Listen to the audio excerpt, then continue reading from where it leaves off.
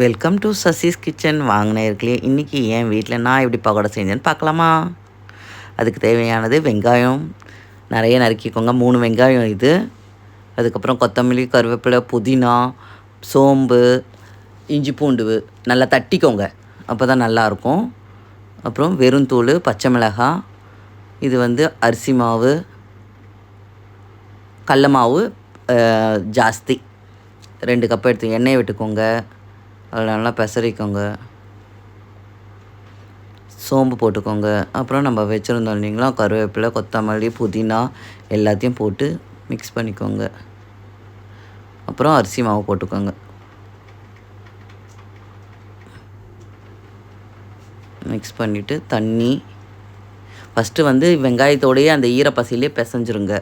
தேவைப்பட்ட போது மட்டும் வெறும் தூள் போட்டுக்கோங்க. உப்பும் போட்டுக்கோங்க. எண்ணெய் விட்டு நல்லா பெசரிக்கோங்க. எண்ணெய் போட்டு நல்லா பெசரிக்கோங்க.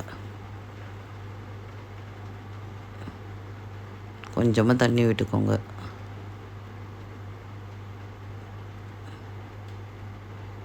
இதெல்லாம் ஈவனாக பெசரிட்ட பிறகு அதுக்கப்புறம் கடல மாவு போடலாம். கடல மாவு ஜாஸ்தி போடணும்.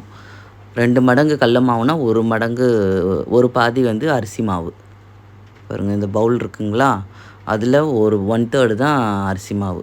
அதை போட்டு நல்லா மிக்ஸ் பண்ணிக்கோங்க. மிக்ஸ் பண்ணிவிட்டு கொஞ்சம் லைட்டாக விருப்பம் சோடா மாவு போடுங்க. கொதிக்கலைன்னா விட்டுருங்க. ஒரு 10 நிமிஷம் ஊற வச்சுட்டு எண்ணெய் கொதிக்க வச்சுருங்க. நல்லா ஒரு பெரிய பாத்திரத்தில் வச்சு அழகாக கொத்து கொத்தாக போட்டு எடுத்திங்கன்னா சுவையான பக்கோடா ரெடி ஆகிடும். உப்பு போட்டுக்கோங்க. ஃபஸ்ட்டு போடுறதுக்கு முன்னாடி சாப்பிட்டு பாருங்கள், மாவை எப்படி இருக்குன்னு பாருங்கள்.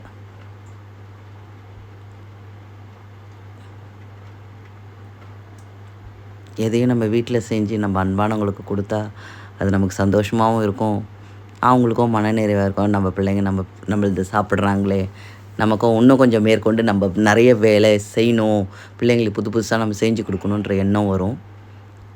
நீங்களாம் எப்படி செய்வீங்கிறத சொல்லுங்கள். எவ்வளோ அழகாக கிறிஸ்பியான வெங்காய பக்கோடா இருக்குது. பிடிச்சிருந்தா லைக் பண்ணுங்கள், ஷேர் பண்ணுங்கள், கமெண்ட்